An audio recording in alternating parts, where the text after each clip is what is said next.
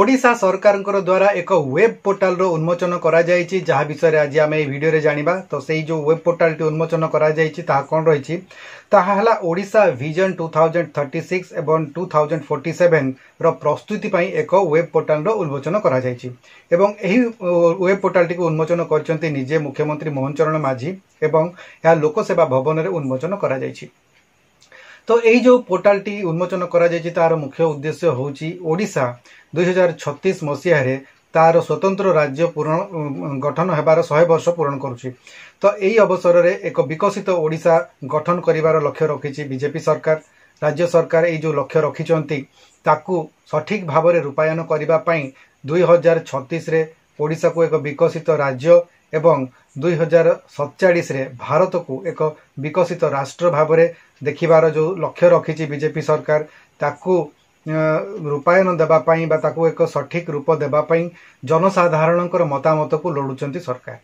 तो कहा जाउछि जे जो 2036 एवं 2047 रो विकसित ओडिशा एवं विकसित भारत रो लक्ष्य रखा जायछि ताकू पूर्ण करिबा पई जनसाधारण निजर मतामत दियंतु। एही वेब पोर्टल माध्यम रे जेउ डेवलपमेंट काम गुडी को आमे चाहूछु बा जो विकसित राष्ट्र गुडी करे जेउ विकसित जिनिस गुडी को अछि बोली आज से गुडी को विकसित राष्ट्र रे परिणत होइचंती। आम देश रे सेमिति को जिनसर आवश्यकता रही आम राज्य रे कौ सुविधार आवश्यकता रही जो गुडी को आमे निश्चित भाव में माने एई राज्य रे कले आम यहाँ को एक विकसित राज्य गठन करि परिबा। से जो मतामत रहिबो बहुमूल्य मतामत माने जनसाधारण ही देई परिबे निज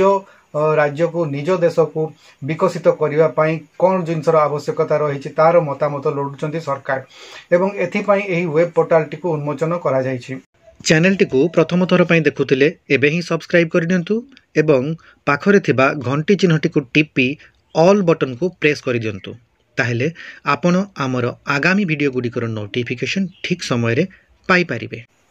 31 अक्टोबर रु 21 नवेम्बर पर्यंत 3 सप्ताह पर्यंत जनसाधारण निजर बहुमूल्य मतामत एही पोर्टाल माध्यम रे देई परिबे एवं सेतिरे आउरी गोटे मध्य सुविधा करा जायछि जो माने ही वेब पोर्टल को न जाई ईमेल माध्यम रे देबा पई चाहउचंती ताले सेमानकर पई ईमेल रो जो गोटे व्यवस्था करा जायछि सेथिरे मध्य से ईमेल माध्यम रे मध्य जनसाधारण निजर मतामत देई परिबे सरकार को। से जो ईमेल टी रहिछि ताहला vision@odisha.gov.in।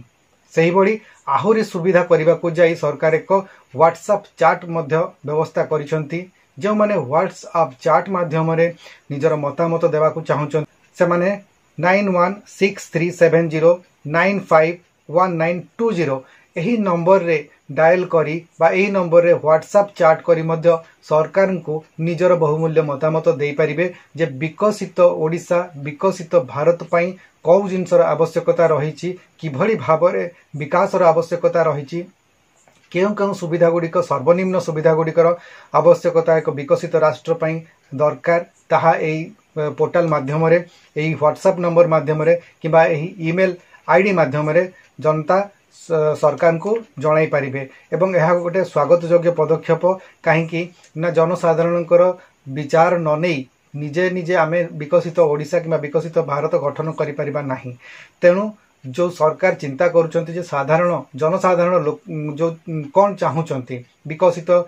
भारत गठन रे विकसित ओडिशा गठन रे तांको को जिनसर आवश्यकता रही बोली से विचार करुचंती एहा को आखि आगे रखी सरकार एही पोर्टाल टी को आरंभ करिसंती। 2036 रे ओडिशा रो अर्थनीति को 500 बिलियन एवं भारत रो अर्थनीति को 1.5 ट्रिलियन रो अर्थनीति रे पहुंचाइबा पई लक्ष्य धार्य करा जायछि। तो एही लक्ष्य धार्य करिबा पई सरकारଙ୍କର ଏହା एक पदक्षेप जे जनसाधारण निजर बहुमूल्य मतामत दियंतु एही अर्थनीति को आमे किबडी भाबरे पहुंची पारिबा एवं एही अर्थनीति पहुंचीबा पई आवश्यकता कोन रहिछि निजर बहुमूल्य मतामत देबा पई एपरि एक पोर्टाल को उन्मोचन करिसंती।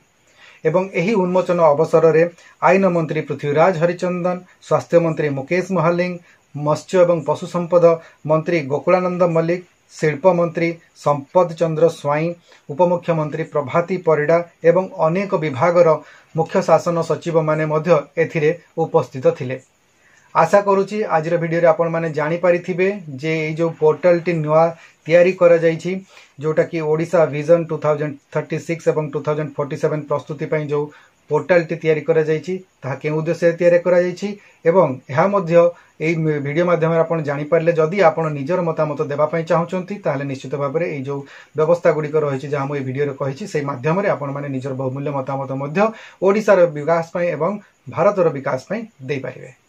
आज वीडियो को आपण मैंने शेष पर्यंत देखिथिबार बहुत बहुत धन्यवाद। यही बढ़िया इनफॉर्मेटिव वीडियोस देखिबा पई आपण माने रूरल ओडिशा चैनल को सब्सक्राइब करंतु। ए पर्यंत जदि करिनांती लाइक शेयर एंड सब्सक्राइब निश्चित करंतु। आज वीडियो को आपण माने शेष पर्यंत देखिथिबार आपण को बहुत बहुत धन्यवाद। नमस्कार।